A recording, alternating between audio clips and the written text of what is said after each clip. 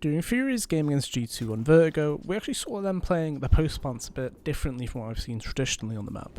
So from the get-go, and even in round 1, they started playing it slightly differently, with basically keeping a player on default, which traditionally in the past, or in the early iterations of this map, we saw teams spam grenades onto that area and basically made it impossible to play from that area reliably. However, during this match, they actually found a lot of success doing it, and I'm actually just going to highlight why it's a good position, and then essentially what you need to do to make the position, better than a stereotypical position on a post plant. So in this clip, we see KSCERATO on the default spot, ducking in and out left and right, and then he actually gets a kill just as the flash pops, which you could argue is more fortune here than actual, skill, I guess, to some extent. We are going to watch the POV of the player who's on default as well, just so you can see exactly what they do in terms of weaving in and out. In this run, you could argue definitely that it was just a case of yuurih being good enough to win the 1v2, but in the rounds that we're actually going to highlight a bit later on, there is 2 in fact that we'll go through, where yuurih gets 4 kills on one of them and KSCERATO gets 2 on the other. So of course in this one, he actually opts to go on to default, despite the planter actually being somebody else. And I think a lot of it was to do with the fact that he has no armor. So he's then able to try and utilize, or be a bit of a nuisance, I guess, as well. Which he definitely was, like, constantly peeking left, right, being absolutely like a thorn in their sides, essentially, the whole way. So this round we're actually going to show here is round 7, and this one's going to be highlighting yuurih on default as well. So we're going to see the bomb go down, and then the player on the bomb site will actually be staying around there.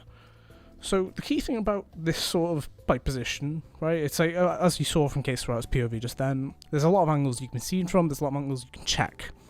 And a lot of this is to do with, 1, the communication.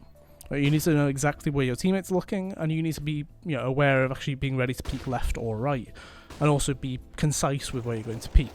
So in this clip, we see yuurih peeked as a perfect trade timing. He then peeks for the trade once more, and then from there he's able to easily headshot the player on towards device. So from his POV, we'll see it again, and to be fair, this 4K is mainly, him being crisp, rather than actually just being a, individual piece where the team excel. So you could argue a case there, but I think this is actually quite unique because we have seen teams shy away from keeping a player on default, but you could definitely argue, if they are already on the site, or like towards the, elevator and CT area, and they haven't naded or, Molotov the site when you actually start planting, you can probably stay there. And, in these rounds, they actually did that, and it was actually a really high success area for them to hold.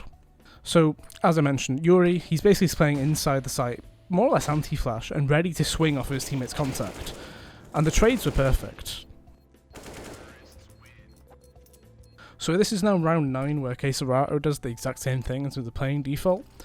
But again, this is more to do with the actual post-plant spots that they put themselves into. So of course Art gets the entry, as we see him do many times for FURIA, and then from there they're able to get onto the bomb site, and it's basically just a case of getting the bomb down.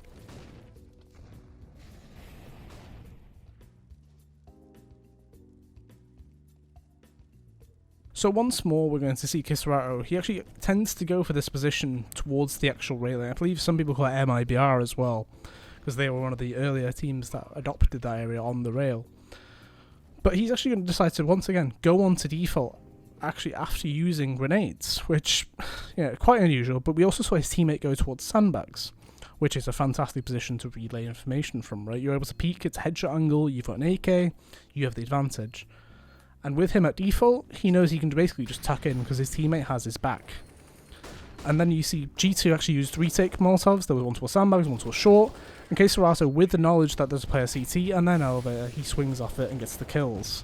We're now going to see it from his POV, just so you can exactly see what he does, but ultimately I think it's pretty straightforward, right? He does his grenade set, and then he will actually stay on default and basically play as the hidden man ready to jump out.